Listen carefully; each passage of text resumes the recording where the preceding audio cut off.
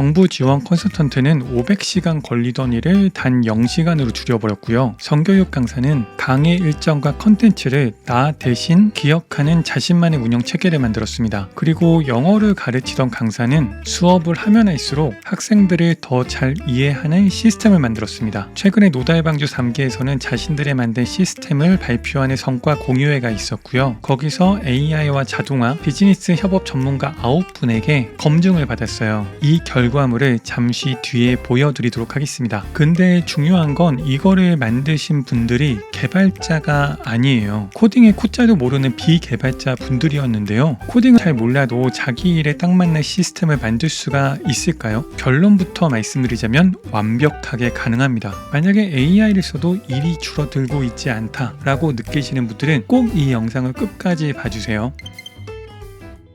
여러분들 AI 사용하고 계시죠? 챗 GPT로 글도 써보고 노션 AI로 템플릿도 만들어보고 아마 자동화도 만들어 보셨을 건데요. 문제는 일이 줄어들지 않아요. 왜 그럴까요? AI가 결과물 하나는 빨리 만들어줄지 몰라도 그 다음 일을 기억을 하고 판단을 하는 거는 여전히 내 몫으로 남기 때문입니다. AI한테 글 하나 쓰는 거를 맡기는 거랑 글을 쓰는 업무가 처음부터 끝까지 흘러가게 위임하는 거는 전혀 다른 문제예요. 전체 워크플로우를 위임한다는 건 시스템을 만든다는 거거든요. 근데 그것도 나한테 딱 맞는 시스템을 만든다는 거예요. 그런데 불행히도 애당초 그런 시스템은 없습니다. 노션 템플릿이나 기존 사스도 마찬가지예요. 이런 도구들은 다양한 사람이 사용할 수 있도록 최대한 범용적으로 설계가 됩니다. 시스템을 만드는 회사 입장에서는 최대한 많은 사람들한테 팔아야 되니까 누구에게나 어느 정도 맞게끔 그렇게 만들 수밖에 없는 거예요.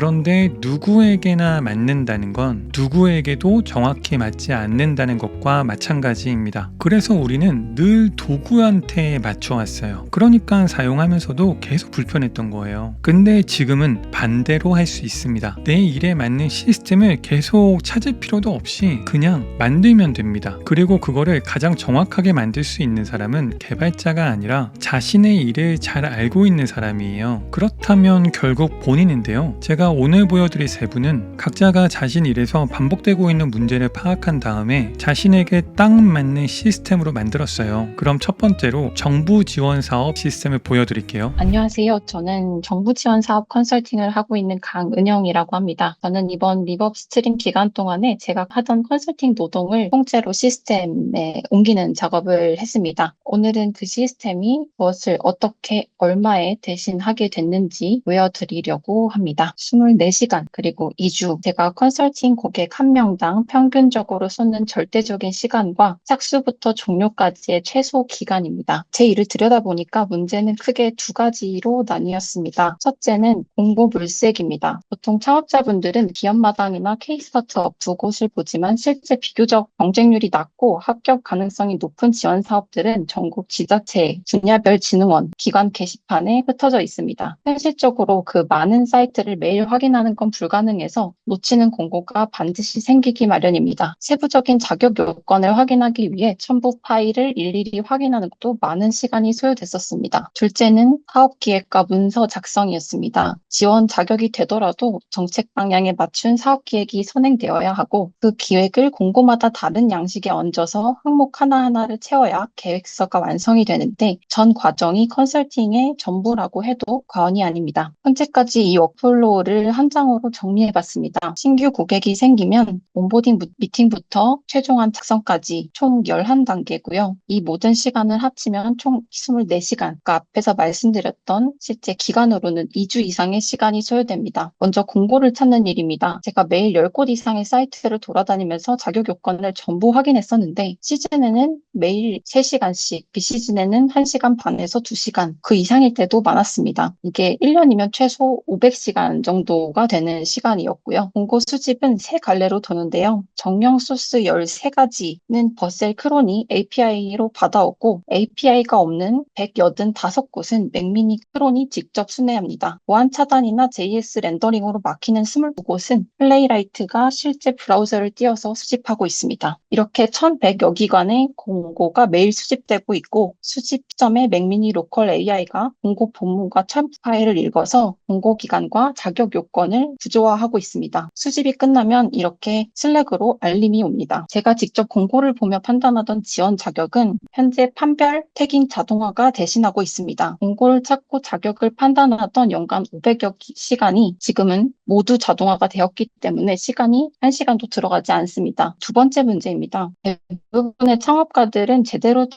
없습니다. 사업계획서 작성에 대한 교육도 시도를 해봤지만 마감일이 정해져 있는 지원 사업의 특성상 결국 제가 빠르게 고쳐야 했고 현실적으로는 다들 사업 운영만으로도 바빠서 사업계획서 작성에 쏟을 리소스가 부족했습니다. 이 6단계를 전부 시스템으로 치환을 했습니다. 프로필을 입력하면은 현재 준비 상태 진단, 지원 가능한 공고, 지원 사업 캘린더, 어떤 걸 준비해야 될지 준비 사항이 나오는 리포트가 바로 출력되는 지원 진단 리포트 기능이 온보딩이랑 전략 설계 4시간을 대신하고 있습니다. 가장 많은 리소스가 투입됐던 사업기획 7시간은 사업기획안 자동화 기능이 대신하고 있습니다. 사용자가 28문항에 답을 하면 15개 섹션의 기획안이 나오게 됩니다. 이렇게 만들어진 하나의 기획안을 바탕으로 다양한 지원 사업의 사업계획서 초안 작성이 가능하게 되었습니다. 지원할 공고를 연결하면 그 공고의 공고문과 사업계획서 양식을 시스템이 분석하여 해당 사업계획서의 작성 항목이 세팅됩니다. 그 항목을 바탕으로 사업계획서 초안이 작성되고요. 작성된 항목의 이해를 도와줄 사업계획서 전용 시각자료가 자동으로 생성됩니다. 초안을 일부 수정한 이후에 심사기원 관점의 피드백과 채점 기능을 통해서 초안의 완성도를 높일 수 있습니다. 제가 이 문제를 보여드리려고 하는데요. 과정이 시간이 좀 오래 걸리다 보니까 배속으로 돌린 영상을 먼저 보여드리고 실제 서비스 화면은 따로 보여드릴 예정입니다. 공고 목록에서 이렇게 프로필을 넣으면 수천 건 중에 제 조건에 맞는 공고만 추려서 보여줍니다. 이 화면에서는 진단 리포트가 같이 나와 있는 화면이고요. 이 부분은 사업 기획안을 작성하는 기능입니다. 28문항에 답을 하면 기획할 때 쓰는 관점으로 구성이 되는데요. 시장성, 타당성, 수익성, 비즈니스 모델, 글로벌 진출 가능성, 그리고 최신 제품과의 접성까지 ESG나 지역 상생 같은 가점 요소는 실제로 해당 사업 아이템이 성립할 때만 근거 수치와 함께 구성되도록 설계되어 있습니다. 이렇게 산출된 기획안 하나로 여러 개의 사업 계획서 작성을 할 수 있는데요. 사이트 내에 올라와 있는 공고를 선택하거나 본인이 갖고 있는 공고문, 사업 계획서 작성 양식 파일을 업로드합니다. 공고마다 양식의 배점이 달라서 공고 기준으로 항목이 세팅되도록 설계되어 있습니다. 그리고 사업 계획서에서 시각 자료는 필수로 활용해야 되는 항목인데요. 사업 계획서 본문 내에서 인용된 실제 통계 자료의 그래프를 포함해서 사업 추진 일정을 위한 간트 차트, 사용자의 서비스 구조도, 비즈니스 캔버스, 그리고 자신의 사업 아이템을 위한 목업 이미지까지 시각 자료가 생성됩니다. 작성된 초안을 기반으로 첨삭 과정이 필요한데요. 이 부분은 심사위원 피드백 받기 기능을 통해 자동화를 시켰습니다. 모든 항목을 작성하고 심사위원 관점 피드백 받기를 누르면 피드백이 반영된 수정안과 기존안이 함께 나오고 반영됩니다. 마지막으로 최종안을 작성하고 나면 공고문의 평가 배점표를 기준으로 평가 항목이 공고에 없는 경우에는 일반적인 사업계획서 평가 항목과 배점을 기준으로 예상 서류 점수를 채점하게 됩니다. 감점 예상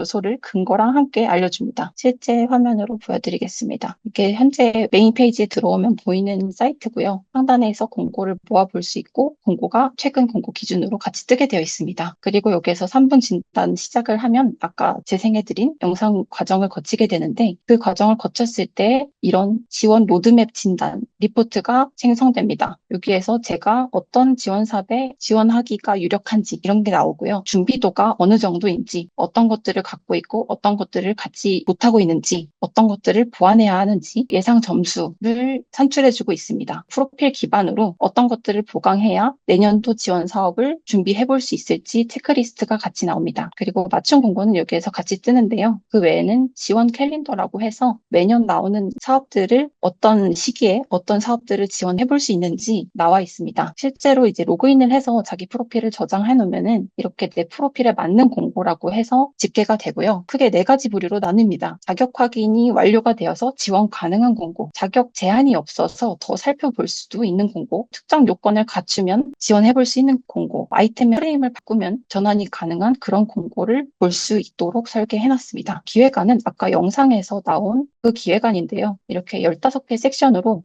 제가 작성한 내용에 맞춰서 기획안이 산출이 됩니다. 근데 대부분의 초보 창업가 분들은 아이템만 가지고 있고 구체적인 자료가 없는 경우가 많기 때문에 답변을 조금 대충 하더라도 AI가 그거에 대한 리서치, 전략 같은 거를 좀 상세하게 짤 수 있게끔 설계를 해놨습니다. 여기에서 편집을 원하면 사용자가 직접 수정을 하는 기능도 있습니다. 이렇게 기획안이 완성이 되면 이 기획안을 토대로 사업계획서를 뽑아봤는데요. 시각 자료는 이렇게 한번 생성을 하면 저장이 됩니다. 그리고 내가 원하는 위치에 삽입하는 기능까지 같이 구현되어 있습니다. 예상 채점 리포트는 아까 영상에서 보여드린 건데요. 총편, 그리고 자격 요건 체크, 그 외에 배점표 기반의 채점표, 어떤 부분이 과락 위험이 있는지, 그리고 항목별로 어떤 부분들이 강점이고 어떻게 고쳐야 하는지 최종 체크리스트까지 나오게끔 설계를 해놨습니다. 이렇게 작성을 다 한 다음에는 한글 파일로 제출을 하게 되는데요. HWP 내보내기를 선택을 하면 다운로드를 할 수 있고요. 4개 있는 한글 파일이 사용자가 일부 수정을 조금 해야 될 수도 있겠지만 기본적인 양식을 다 갖춰놓은 앞에서 작성한 것들을 한글 파일로 뽑아주고 일부 수정을 거쳐서 제출을 하면 되는 상태로 만들어 두었습니다. 영상에서 보여드린 진단, 기획, 작성, 채점 이 네 가지 지점에는 전부 제 컨설팅 규칙과 데이터로 구현되어 있습니다. 진단은 현 상태를 4개의 밴드로 판정해서 지원 캘린더를 설계해주고 기획 단계에서는 인터뷰 28문항이랑 정부 지원 사업에 최적화된 기획 규칙 50여 개를 프롬프트로 적용해서 15가지 섹션의 기획안을 뽑아냅니다. 작성은 실제 심사 규칙이 지식 베이스로 코드화되어 있고 채점은 7개 평가축과 배점 가중치, 탈락 사유까지 근거와 함께 공개됩니다. 결과적으로 판단 4지점의 규칙은 정답을 아는 실제 합격, 탈락 서류 데이터 100여 건을 기반으로 설계되었습니다. 합격작의 패턴은 작성 규칙으로, 합격작의 재료는 기획 단계의 인터뷰 28문항으로, 피드백은 채점과 같은 잣대로 고치면 점수가 오를 수 있는 지점만 짚어주는 오답 노트입니다. 채점기는 이 100건을 거꾸로 시험을 하고 있습니다. 4가지 규칙이 100가지의 서류 작성 패턴이랑 사업의 준비도, 보유한 가점 요소들을 바탕으로 정답지에서 나왔기 때문에 기능들의 잣대가 서로 모순되지는 않는 구조입니다. 실제로 운영되고 있는 데이터베이스는 총 20개가 있습니다. 이 중에 주요한 부분만 떼어내가지고 설명을 드리겠습니다. 데이터베이스 구조 EEP, 대상, 사건, 기간 3가지 축으로 판정한 표가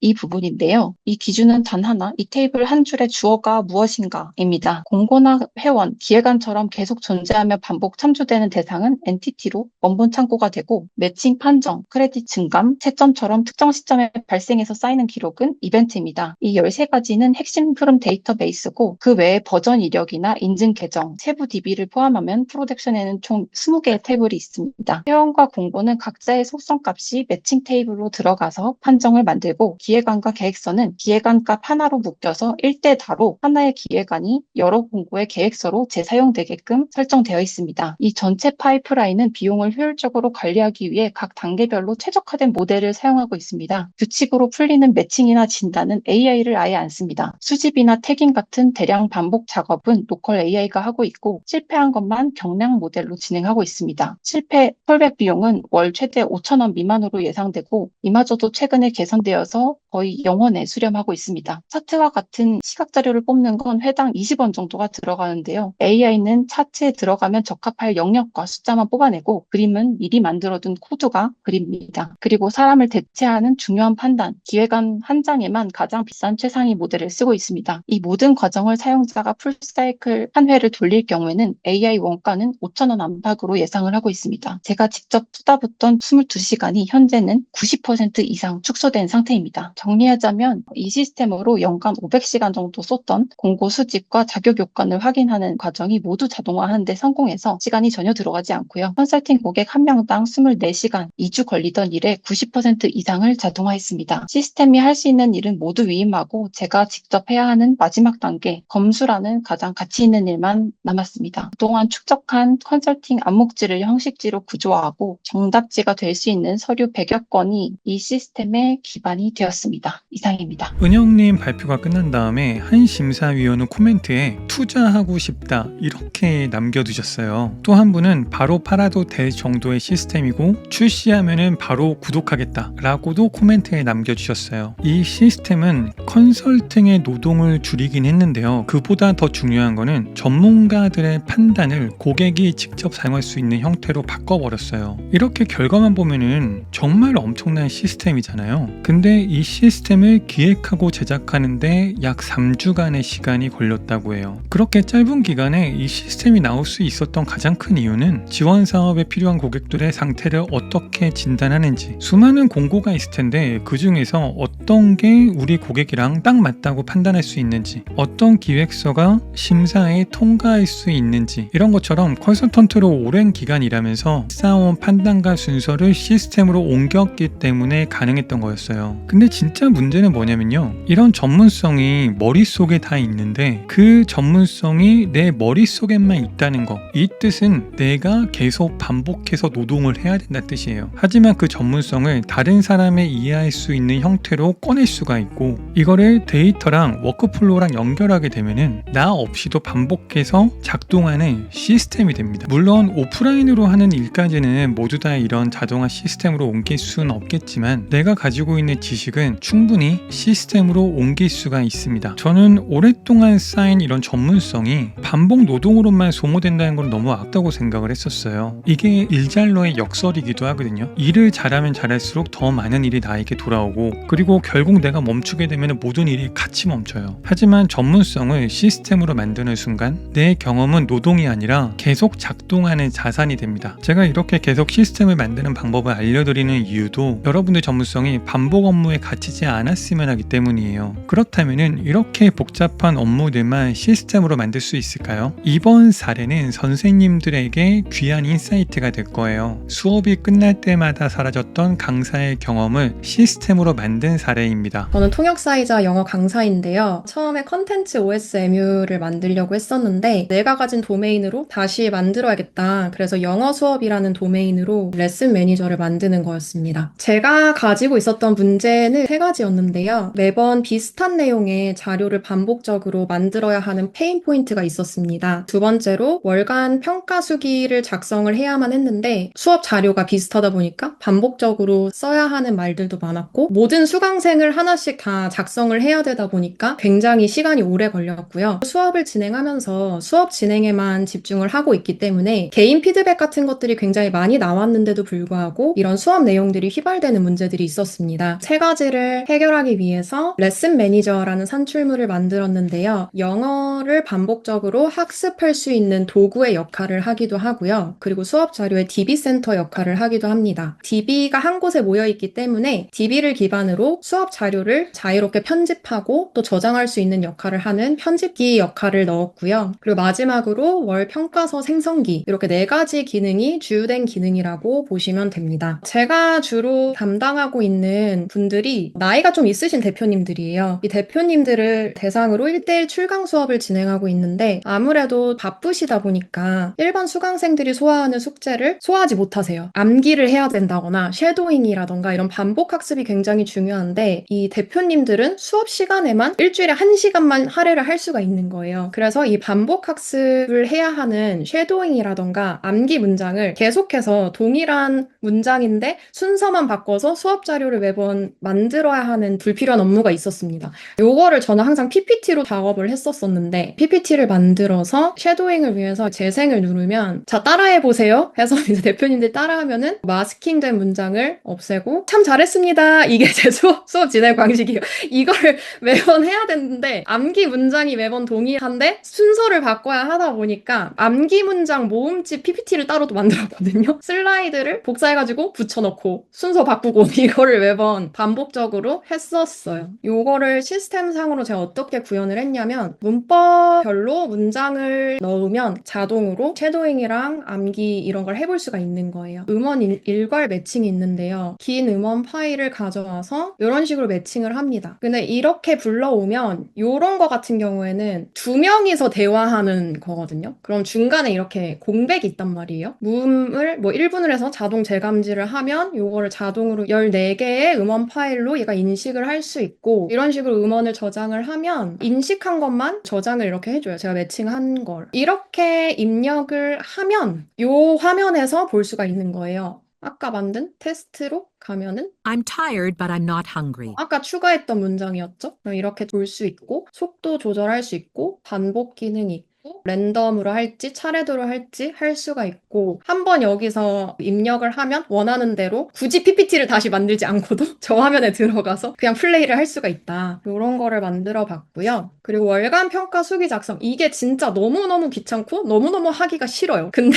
학원이나 에이전시 소속이신 분들은 다 모든 수강생의 월말 평가를 써야 된단 말이에요. 이거를 하는 게 정말 기본적으로 반나절에서 하루 정도 소요가 됐어요. 이걸 수강생별로 다 하나씩 해야 됐기 때문에 이거를 만든다고 생각을 했었을 때 난 저거부터 빨리 개선을 해야겠다. 이게 제 목표였습니다. 수업 레포트 같은 경우에는 그동안 만들었던 거를 다 학습을 시켰기 때문에 저랑 똑같은 말투를 잘 학습한 이 친구를 잘 사용하고 있습니다. AI 초안을 생성을 하면 이런 식으로 나와요. 이분은 저한테 2년 넘게 수업을 받으신 분이거든요. 그렇기 때문에 2년에 걸쳐서 제가 계속 향상도 평가 냈던 데이터가 다 들어가 있는 거예요. 그렇기 때문에 말투도 거의 저랑 비슷해요. 뭐 기대됨, 뭐뭐함 이런 이 말투도 다 잘 학습을 했고 지난달에 제가 썼던 거랑 비교를 해서 추가할 건 추가하고 저장을 합니다. 엑셀 다운로드를 하면 이런 식으로 그대로 반영을 해서 아까랑 양식이 똑같은 그런 엑셀 파일이 만들어집니다. 마지막이 개발되는 수업 내용을 저장하는 게 필요했는데 제가 수업 도중에 항상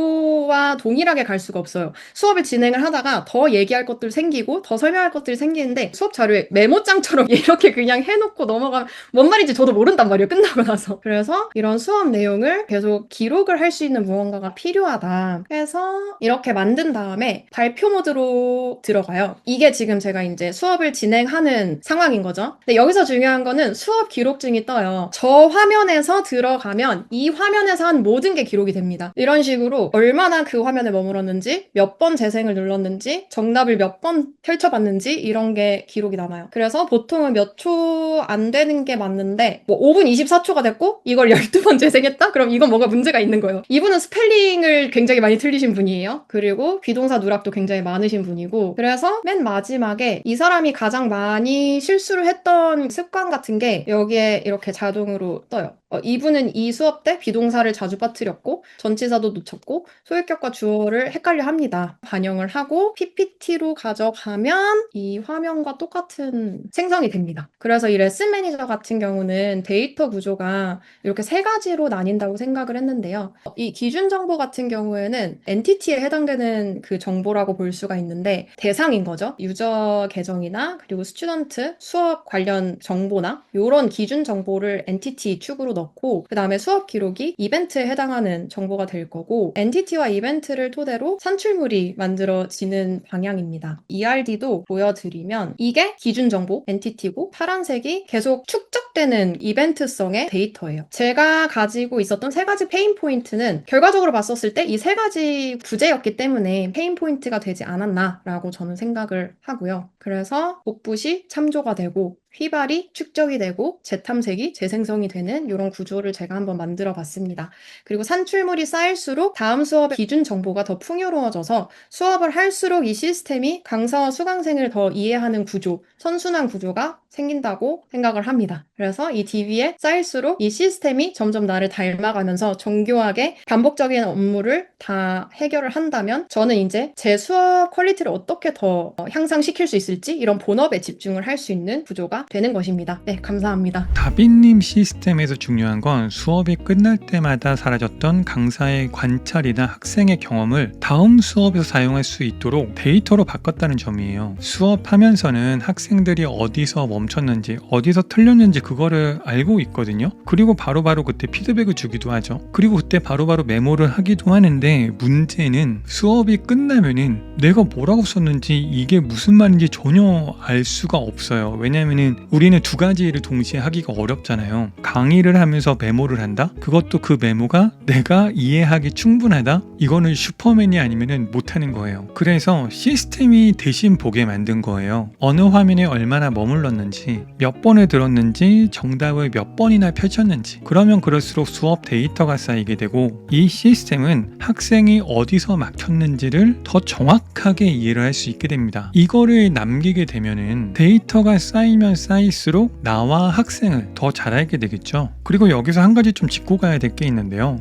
다빈님이 최종 산출물 중 하나가 엑셀로 전환하는 게 있었고 파워포인트로 전환하는 게 있었어요. 이렇게 시스템을 잘 만든 다음에 굳이 또 로컬로 받아야 될까? 이런 궁금증이 있으실 건데요. 영어 학원에서 다빈님한테 엑셀 형식의 보고서를 요청을 했기 때문에 보고를 위해서 엑셀 양식으로 만든 파일을 다운받았던 거예요. 그리고 연배가 있으신 분들은 웹보다는 파워포인트가 익숙하시기 때문에 모든 수업의 결과물을 파워포인트로 변환했습니다. 별거 아닌 것 같지만 저는 이 포인트가 굉장히 중요하다고 생각을 하거든요. 나에게 편한 방식이 누군가에게는 굉장히 불편할 수 있어요. 원래 써왔던 관성이 있기 때문이죠. 받는 사람의 배려까지 시스템에 넣어야 하지만 그게 시스템의 마지막 역할이라고 생각을 합니다. 여러분의 업무에서도 매번 반복을 하는데 그냥 그게 모두 다 휘발되는 그런 경험이 있으실 거예요. 고객의 질문이나 반복된 실수나 프로젝트의 교훈이나 컨텐츠의 반응 같은 거 그때는 다 기억을 할 것 같거든요. 하지만 몇 달 뒤에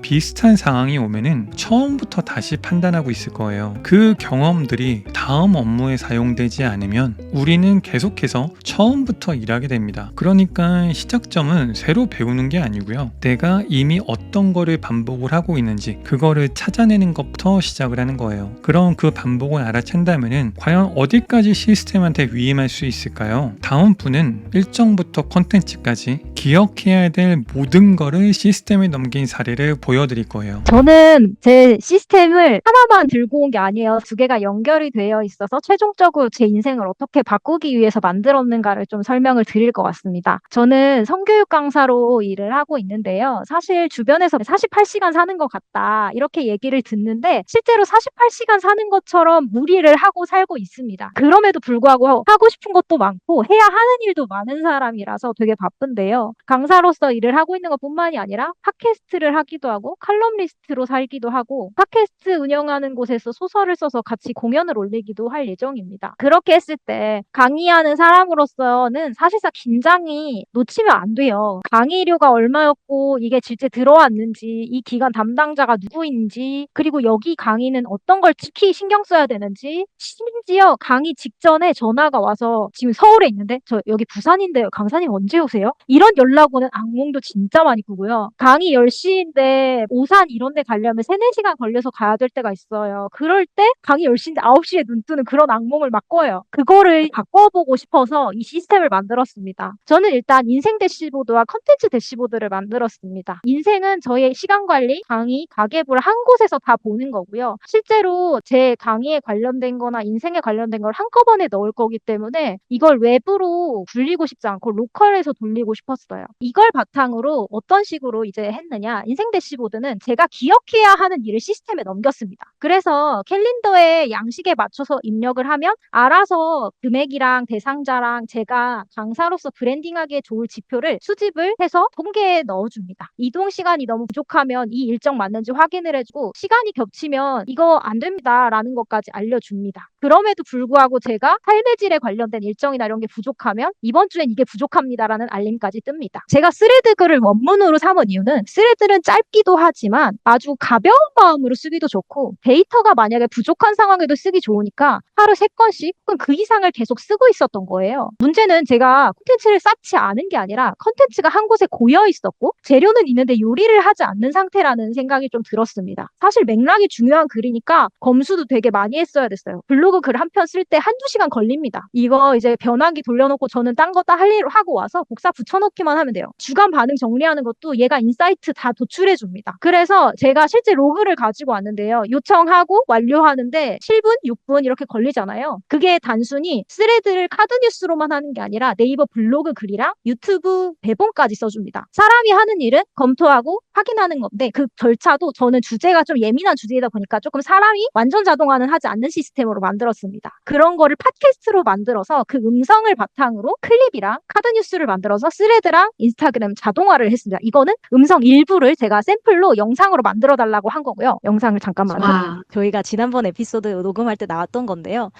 자료조사하면서부터 정말 재밌었다는 생각이 듭니다. 네, 이렇게 아주 어떻게 짧은 클립을 제가 예시로 가지고 온 건 이런 자막 달고 캐릭터 깜빡깜빡 거리는 거 유튜브에 되게 흔한 형태잖아요. 이런 식으로 영상에 대한 거를 자동화를 해서 세로형으로 인스타그램 릴스, 가로형으로 유튜브 쇼츠, 1시간짜리 정도 나오는 팟캐스트 통짜 영상 세 가지를 다 규칙을 넣어놨기 때문에 알아서 만들어주고요. 카드뉴스는 알아서 스레드랑 인스타에 글을 올릴 수 있도록 캡션을 똑같은 걸로 두 가지 계정에 다른 말투로 만들어줍니다. 하나는 친한 척하는 반말하는 드립치는 계정이고 하나는 공식 계정이어서 올라갔습니다. 자동화로 해놓고 신경 안 쓰면서 보니까 제 마음이 너무 편하더라고요. 알아서 굴러가겠지. 지인이 한번 그런 얘기 한 적 있어요. 자동화해서 AI로 굴리는 SNS 계정은 저렴하지만 내가 자는 동안 일하는 영업사원이다. 강사 계정에 페르소나 분리한 게 뜨면 안 되기 때문에 관련된 기능을 어떻게 나눴는지를 좀 보여드려 보겠습니다. 인사이트가 제일 기본으로 뜨는 탭인데요. 맨 위에 보면은 일정을 정할 수 있습니다. 그 일정별로 제가 제일 글을 많이 썼거나 반응이 제일 좋거나 한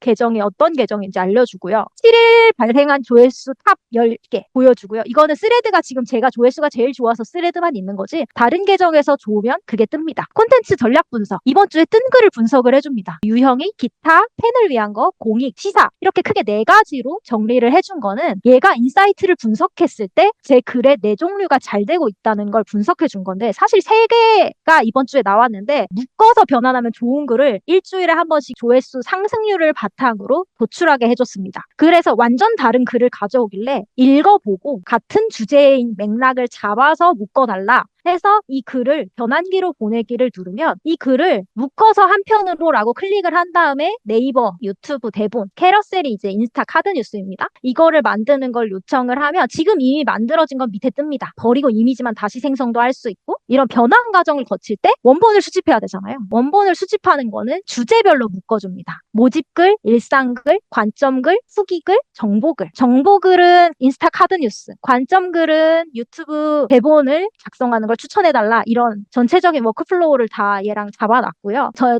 스레드 글을 타래로 많이 쓰는 편이라서 타래 몇 편 있는지까지 뜨게 해놨습니다. 그렇게 했을 때 제가 가지고 있는 모든 콘텐츠가 여기 아카이빙이 되고 있기 때문에 이걸 바탕으로 쌓아두고 나니 전자책을 만들 때도 이거를 활용할 수 있습니다. 그러니까 이 타겟별로 SNS를 다르게 운영하고 싶다 이 생각이 있었는데 사실 너무 품이 많은 게 들어가다 보니 저는 글을 쓸 때 SNS별로 가이드를 진짜 디테일하게 작성해놨어요. 그래서 제 유튜브 대본도 섹슈얼 라이프 관련된 정보성이면 나는 성실한 언니라고 하는 페르소나고 아동 청소년 성교육에 대한 걸 말하면 나는 성실쌤이라는 페르소나야. 그래서 변환 스튜디오에서는 이 원본 중에서도 반응률이 높았던 걸 추천을 해주고요. 게시 오름차순 내림차순으로 옛날 글부터 지금 글까지 다 할 수 있고요. 변환된 것도 원문이나 아니면 변환 산출물이 뭐가 있는지 이렇게 누르면 얘는 이거 3가지로 변환이 되어 있구나 이거를 확인할 수 있게 되어 있습니다. 그럼 얘 같은 경우에는 수집일, 변환일, 게시일 이렇게 보았을 때 이 게시일은 원본글 게시일이거든요. 이렇게 했을 때 되게 중요한 요소가 하나 있다면 인간이 쓴 거랑 AI가 쓴 걸 구분하는 거잖아요. 변환해서 발행했다는 키워드까지 붙이게 해놨습니다. 변환한 걸 발행을 한다면 발행 스튜디오에서 발행을 합니다. 이거의 경우에는 자동 게시를 할 수 있는 게 인스타랑 스레드고 인스타 같은 경우에는 일부러 발행 스튜디오에 안 넣어놨습니다. 왜냐? 스레드에 있는 거 무조건 인간이 쓴 것만 들어가게 해놨습니다. 그게 이제 기본 원문이 되어야 원소스 멀티유즈라고 했을 때 결국 인스타가 저를 학습하게 만들어야 되기 때문에 또 다른 김채원 뇌를 가진 성과 관련된 맥락을 전문가적으로 가지고 있는 AI를 만들고 싶어서 그렇게 했습니다. 자동 게시가 가능한 경우에는 이걸 누르고 체크박스를 눌러서 한꺼번에 자동 게시를 할 수도 있습니다. 확인 필요는 지금은 안 쌓여 있는데 시의성이 안 맞거나 출처가 이상한 것 같아요. 이런 글은 얘가 알아서 인식해서 여기에 옮겨주고요. 발행 완료는 제가 변환한 걸로 직접 발행을 했을 때 체크가 되는 거고 예시를 보여드리자면 인스타 캡션, 이미지 이런 것들이 뜹니다. 그렇게 되면 얘는 이거를 아무리 내가 변환을 살짝 했더라도 AI가 가지고 있는 맥락을 품고 있다는 걸 아니까 얘를 제가 수정했더라도 AI가 쓴 글로 인식을 해서 나중에 학습하는 데 반영하지 않습니다. 원본 수집하는 주기는 플랫폼마다 다르게 할 수 있고요. 변환 대기열 처리하는 거 이것도 되어 있고 주간 반응 수집 이거는 일요일 23시 59분에 하고 월요일 아침에 수집된 반응 지표를 가지고 인사이트 인사이트를 긁어옵니다. 스레드 상승률을 보니까 소재는 이런 게 좋을 것 같고 변환 묶음은 이런 게 좋을 것 같아 하는 것까지 만들어 놨습니다. 그거를 제가 디스코드 보시랑 같이 대시보드가 어떤 일을 했는지 작업 일지를 저한테 보여주고요. 이 서버가 꺼지면 안 되잖아요. 서버를 로그인하면 자동으로 띄우고 서버 감시 계속 켜지게 30분마다 얘 진짜 켜 있는 거 맞니? 확인도 해주고요. 수집을 내가 컴퓨터가 꺼져 있거나 로그인이 안 돼 있어 안 됐어. 그러면 따라가게 하는 것까지 작업을 해놨습니다. 워크플로우는 인간이 볼 수 있는 거예요. 이 MD 파일이 적혀 있는 건 AI가 가서 읽을 글이에요. 회고를 잘 쌓아두면 회고한 내용을 바탕으로 아침 브리핑에서 오늘은 이런 일정이 있으니까 이렇게 하셔야 돼요. 이거를 추천해주는 걸로 해놨습니다. 강의 일정의 이동 시간을 고려하기 위해서 강의 장소별로 주제를 입력해두면 대상자라든지 아니면 금액이라든지 이동 시간을 고려했을 때 이 주소가 입력이 되면 그 다음 거랑 이동할 때 대중교통 기준으로 몇 시간 걸리는지 API를 통해서 이 시간이 걸릴 것 같은데 가능하신 거 맞나요? 이거를 파악해주는 방식입니다. 탈리스케일이라고 하는 프로그램을 활용을 해서 이런 식으로 모바일에 보안이랑 관계없는 것만 뜨게 해놨어요. 일주일 동안의 저희 일정과 오늘 회고할 수 있는 거. 이 세 개 중에 아무거나 입력을 해도 저장할 수 있고 이걸 바탕으로 제 디스코드 챗봇이 저한테 브리핑을 해줍니다. 대시보드 작업 일지는 자동화 대시보드가 인생 대시보드랑 콘텐츠 대시보드가 뭘 했어? 이거를 제가 시켜놓은 자동화가 제대로 굴러가는지 작업 일지를 여기로 계속 보내줍니다. 클로드 코드 세팅창에 시키고 싶지만 컴퓨터에 갈 수 없을 때 모바일에서 얘한테 말을 겁니다. 그렇게 하는 거를 인식을 했잖아요. 그럼 25일까지 글 중에 제가 괜찮은 것만 변환 대기열에 올려줘. 이렇게 해서 얘가 올려주면 변환 스케줄에 의해서 자동으로 돌아가게 되어 있습니다. 저는 원소스 멀티유즈를 하게 된 이유도 결국에는 틀릴 수 있는 자리를 좀 없애서 조심하는 거를 줄이고 내가 예민할 상황을 없애고 싶어서라고 말씀드렸었잖아요. 결국엔 시스템이 나 대신 기억하게 하라. 이게 되게 저한테 남더라고요. 제가 인생 대시보드 처음에 만들 때 회고하고 좀 자기 개발용으로 쓰려고 만들었다 보니까 초기 버전에서 맨 위에 작업 표시줄 같은 부위에 명언을 한 줄씩 나오게 해달라고 했었더니 워크플로우 메뉴를 만들자마자 걔가 딱 이 말을 써놨더라고요. 시스템이 나 대신 기억하게 하라. 야, 이거 내가 꼭 필요한 말인데? 나는 나를 못 믿는데 시스템은 믿는다. 그 생각이 좀 들더라고요. 기억하려고 애쓰던 에너지를 하고 싶은 거 하는데 쓰려고 합니다. 저는 사실 일을 더 하려고 만들었다고 생각을 했는데 만들고 보니까 일을 더 하려고 만든 게 아니더라고요. 나를 온전히 일에서 해방시키기 위해서 만들었구나 이 생각이 듭니다. 저는 강의도 일처럼 안 하고요. 콘텐츠도 일처럼 안 합니다. 윤자동 채널 출연이요? 진짜요?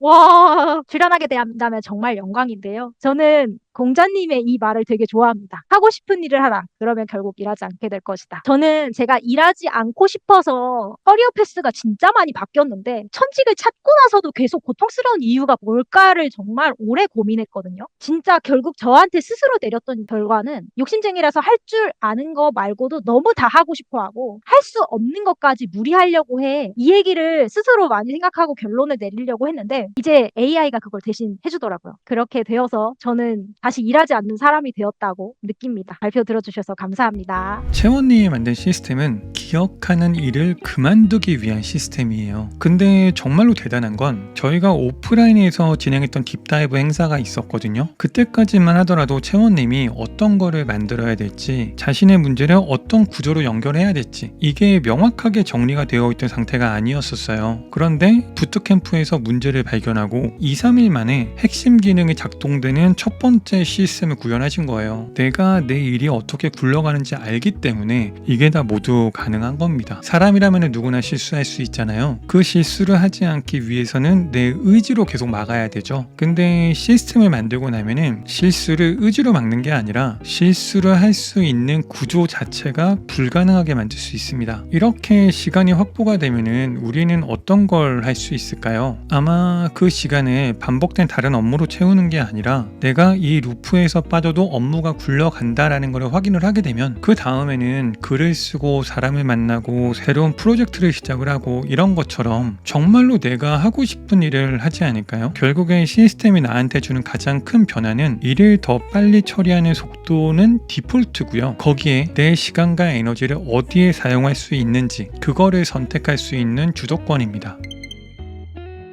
지금 여기까지 보고 계신 분들이 있으신가요? 세 분의 시스템을 보면서 이런 생각이 들었을 수도 있어요. 결과물은 대단한데 저거는 내가 할 수 있는 일은 아닌데? 맞아요. 완성된 걸 보면 원래 잘하던 사람처럼 보일 거예요. 그런데 세 분 모두 한 5달 전까지만 하더라도 자기 도메인에서는 굉장히 강력했는데 그걸 어떻게 AI와 함께 나누고 연결해야 되는지 그거는 잘 모르셨던 분들이에요. 근데 이번에 노다의 방주 기간 동안 은영님은 오랫동안 쌓아 올렸던 판단을 시스템으로 옮겼고, 다빈님은 수업이 끝나면 사라졌던 경험을 시스템으로 옮겼고요. 채원님은 혼자 감당해야 됐던 기억을 시스템으로 위임했어요. 근데 이게 막상 하려고 하면은 굉장히 막막합니다. 무엇부터 만들어야 되는지, 어디서부터 시작을 해야 되는지, 내 업무를 어떻게 나눠야 하는지가 판단하기 어렵거든요. 사실 코딩보다 어려운 게 그거예요. 이게 어려운 이유는 10개의 사람 속 마음 모른다고 하잖아요. 제가 어떤 기준으로 판단을 내리는지도 제가 잘 모르는데 이거를 끄집어내서 시스템으로 만들어야 되기 때문이에요. 근데 그것만 꺼낼 수 있다면요. 그리고 기본적인 시스템을 만드는데 필요한 이론만 약간 안다면은 만드는 방법은 이제 다 AI가 해줍니다. 제가 이 이야기를 왜 계속 하냐면요. 과거에 제가 그랬었거든요. 모든 판단의 기준이 제 머릿속에만 있어서 제가 멈추면 시스템도 멈췄어요. 노트북을 닫아도 제 머릿속은 꺼지지가 않았었고요. 어떤 거를 빠뜨린 게 없나, 답장하지 않은 게 있나 쉬면서도 계속 확인을 했었어요. 근데 반복과 기억을 밖으로 꺼낸 다음에 그 불안이 조금씩 줄어들었습니다. 그리고 그런 여백이 생긴 다음에서야 다시 꿈꿀 수 있게 되었어요. 그래서 저는 지금 노다의 방주라는 멤버십을 운영을 하고 있는데요. 노다의 방주에서는 자기 일에 반복된 문제를 발견하고 머릿속에서만 있었던 그 판단과 경험을 밖으로 꺼내고요. 그리고 그것들을 데이터랑 AI랑 업무 흐름을 연결을 해서 자신만의 운영 시스템을 만들고 있습니다. 이번 8월 24일과 25일에 이틀에 거쳐서 노다의 방주 멤버십 설명회가 있어요. 이번 설명회에 오신 분들에게는 여러 가지를 보여드릴 건데요. 제가 보여드렸던 영상들이 원래는 20-30분 굉장히 길어요. 근데 이거를 굉장히 압축해서 보여드린 거거든요. 이 설명회에 오시면은 이 세 분들이 5개월 동안 어떤 과정을 거쳐서 자신의 문제를 실제로 작동하는 시스템으로 어떻게 만들었는지 그거를 구체적으로 보여드리려고 합니다.